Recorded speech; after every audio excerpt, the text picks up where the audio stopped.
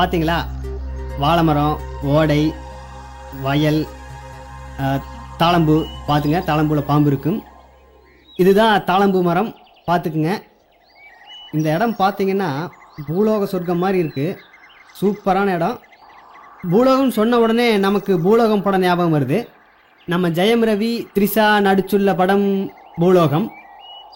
இது ஒரு ராவான சென்னை படம் அப்படின்னு சொல்லி டைரக்டர் சொல்லியிருக்கிறாரு.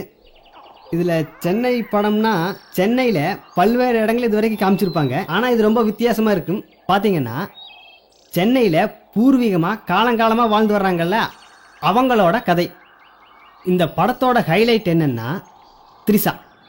நிறைய பேருக்கு தெரியும்னு நினைக்கிறேன். த்ரிஷா சும்மா வந்து நின்னாலே பசங்க நாக் அவுட் ஆயிடுவாங்க. இதில் ஜெயம் ரவிக்கு பாக்ஸிங்கில் ஹெல்ப் பண்ணுற மாதிரி ஒரு ரோல்.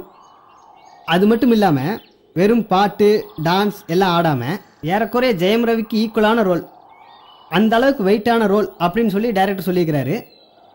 த்ரிஷா தமிழ் சினிமாவில் என்டர் ஆகி 10 வருஷம் ஆச்சு. 10வது வருஷத்தில் இந்த படம் த்ரிஷாவுக்கு ஒரு மைல் ஸ்டோனாக படமாக இருக்கும் அப்படின்னு டைரக்டர் சொல்லியிருக்கிறாரு. பார்க்கலாம்.